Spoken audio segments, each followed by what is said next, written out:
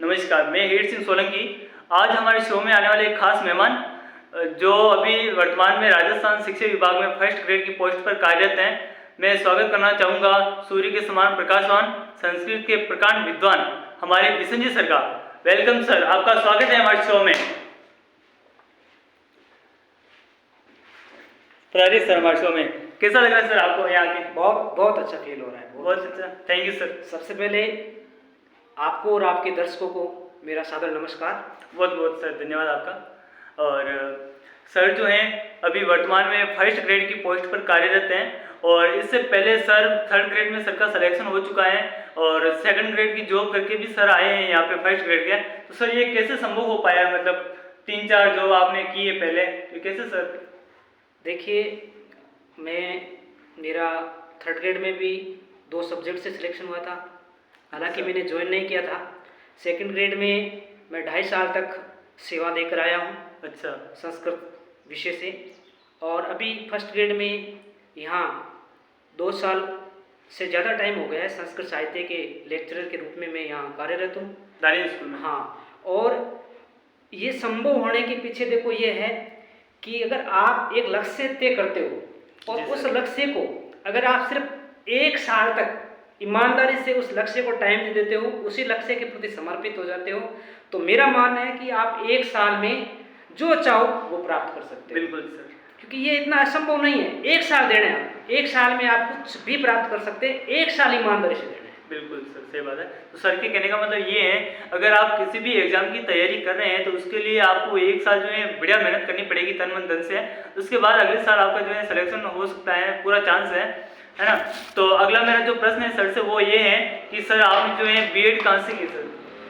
देखिए रे भाई, मैंने बीएड अपने यहाँ बीएड तो होती है सामान्य शिक्षा में, हमारे संस्कृत शिक्षा में शिक्षा शास्त्री होती है, जो मैंने जगत गुरु रामानंदाचार्य राजस्थान संस्कृत विश्वविद्यालय जो मंदाऊ जयपुर में स्थित है वहाँ से किए।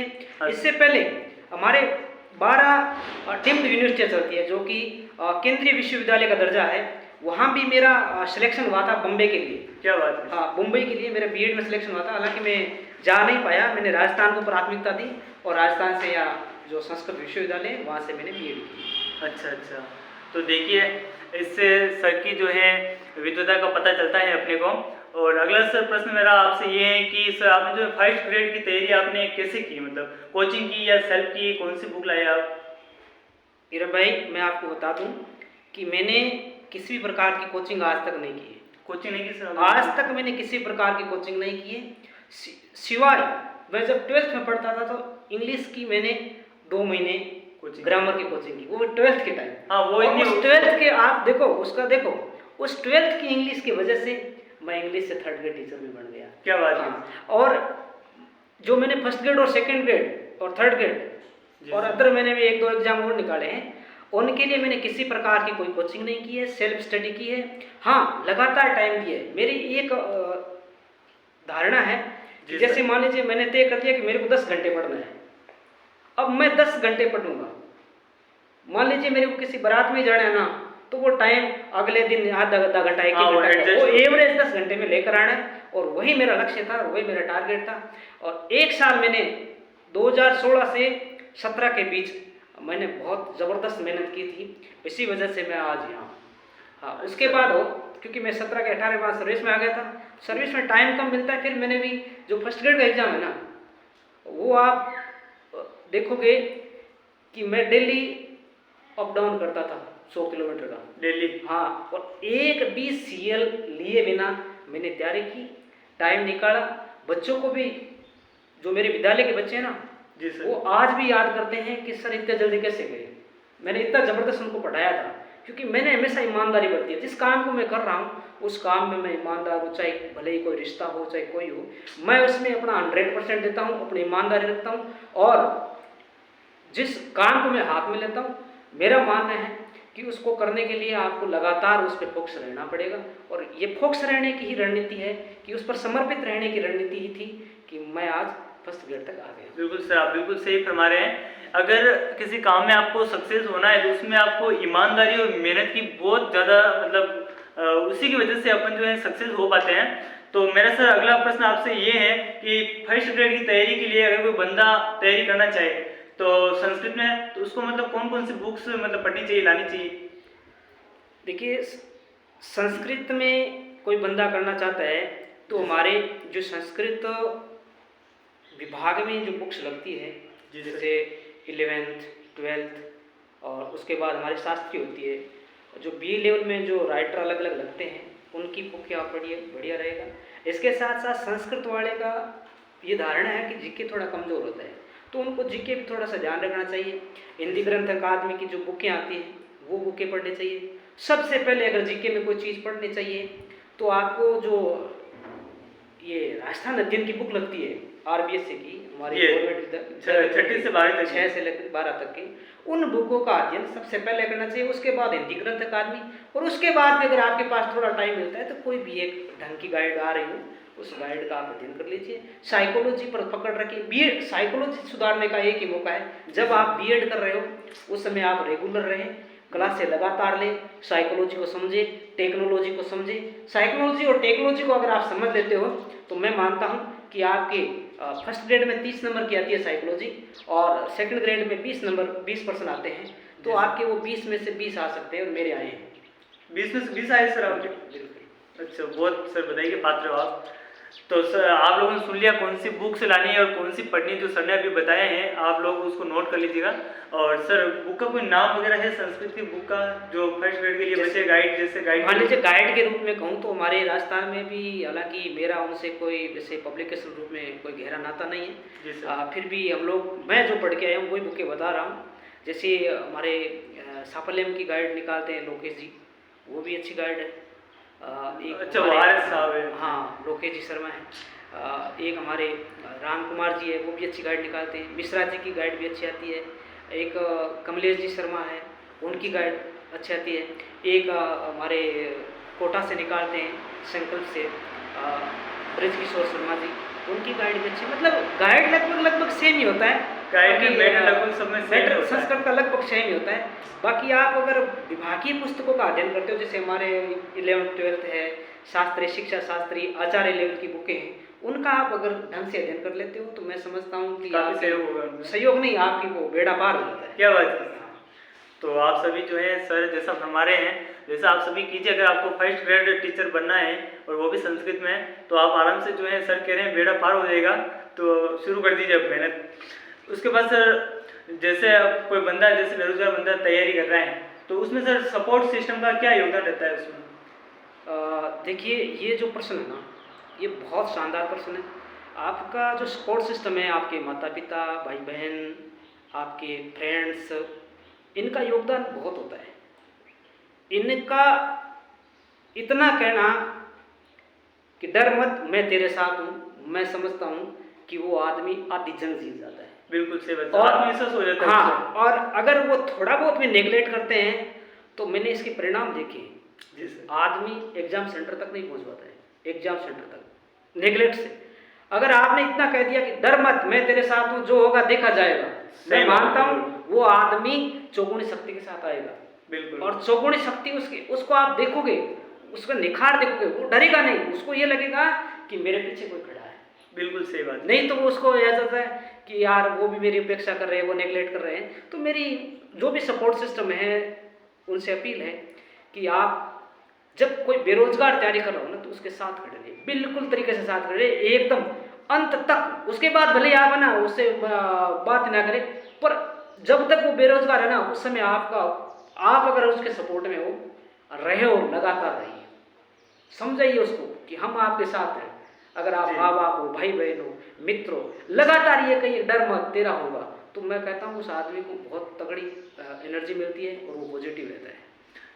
बिल्कुल सही बात है। अगर कोई तैयारी करने वाला बंदा है और उसके साथ उसकी फैमिली, उसके जो दोस्त हैं, सभी उसके साथ अगर रहे और उसको बोले बहुत बढ़िया बात है, चलो हम आपके साथ, आप तैयारी कीजिए, तो वो काफ़ी जो है बहुत मजबूती के साथ तैयारी करता है। और जो प्रश्न उसने पढ़े नहीं होते वो भी सर बिल्कुल सही हो सकते हैं। बिल्कुल बिल्कुल, अगर उसकी मतलब माइंड खुला रहता है, उसका हमेशा दिमाग है ना अदर सब्जेक्ट में नहीं भटकेगा, उसका हमेशा किताबों में दिमाग जाएगा। उसको ये नहीं लगेगा कि मेरे पिताजी मेरे खिलाफ खड़े, या भाई ये नहीं कह रहा है, या दोस्त ये कह रहे हैं। उसको ये लगेगा भाई अब मेरे को सिर्फ किताबों से लड़ना है। सही बात है, बिल्कुल। और मेरे साथ इतने लोग खड़े हैं, क्यों नहीं, मैं अकेला थोड़ा लड़ रहा हूँ। हाँ। पीछे मेरी पूरी टीम खड़ी है, वो टीम संभाल लेगी, मैं कहीं गिरूंगा तो। हाँ, और जब उसका जो सपोर्ट सिस्टम होता है वो अगर उसकी उपेक्षा करने लग जाए तो जो प्रश्न उसको आते हैं वो भी गलत हो जाते हैं बिल्कुल, कभी कभार। बिल्कुल, जैसे मैंने सर देखे हुए हैं, बहुत बार होता है, मैंने एग्जाम तक नहीं दे पाते बच्चे। हाँ, मैंने बच्चे को इतना मतलब वो हो जाते हैं, मायूस हो जाते हैं कि यार वो भी खिलाफ हो गया, वो भी खिलाफ हो गया, परिस्थितियां खिलाफ हो गई, तो वो एग्जाम सेंटर तक भी फिर उनका मन नहीं करता यार क्या है, कुछ नहीं है। मैं सर आपको तो मैं बताऊं कहूँगा हाँ कि मैं जब थर्ड ग्रेड की तैयारी कर रहा था, रीट की, मतलब फर्स्ट टाइम, हाँ उस समय मुझे पता भी नहीं था रीट क्या होती है, हाँ ठीक है, और मेरे पास किताबें भी नहीं थी। हाँ और मेरे जो साथी थे, दोस्त, हम एसटी से कर रहे थे उस समय, तो उन्होंने 2 बार कोर्स कंप्लीट कर लिया, ठीक है। उनका मुझे फ़ोन आया कि हिट सिंह मतलब क्या पढ़ा है, मैंने कहा अभी कुछ नहीं पढ़ा, मैं किताब कौन सी लाया, मैंने कहा कोई सी भी नहीं लाया थे। तो उन्होंने कहा अच्छा, मैंने पूछा फिर आपके क्या चल रहा है, कि हमारे 2 बार हो गया है, रिविजन चल रहा है। तो मैंने कहा बढ़िया बात चल रहा है। तो फिर मैं किताबें लाया, उसके बाद उनको ऐसी मैंने पढ़ी, और फिर मैं एग्जाम देने गया, और नंबर मेरे के घर वाले सभी मेरे साथ हैं, तो मेरे नंबर उनसे भी ज़्यादा आए। बिल्कुल आपके नंबर आए। हाँ, लेकिन वो सर अनफॉर्चुनेटली वो हो नहीं पाया, उसमें थोड़ा सी कमी रह गई, कोई बात नहीं।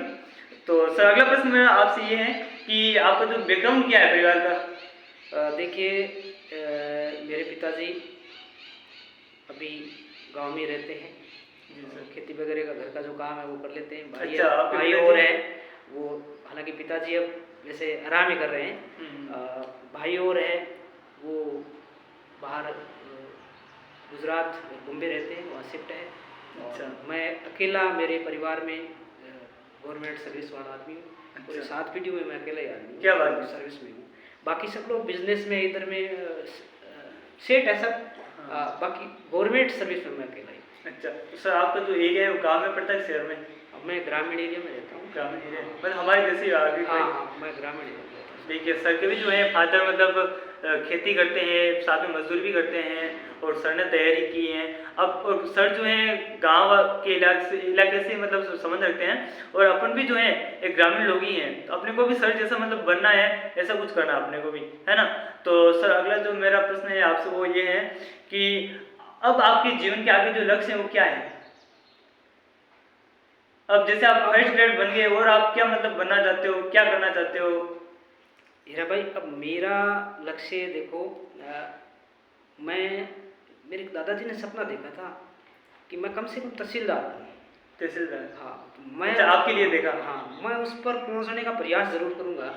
इसके साथ साथ मेरे कुछ निजी लक्ष्य हैं। जी सर। जैसे मैं सर एक बात मैं कहना चाहूँगा, एक बात कि सर आप जो है दादाजी ने सपना देखा, उस सपने को आप पूरा करने जा रहे हो, और आजकल के पोते जो होते हैं वो ऐसे होते हैं दादाजी का कहना भी नहीं मानते, मैंने ऐसे देखे हैं।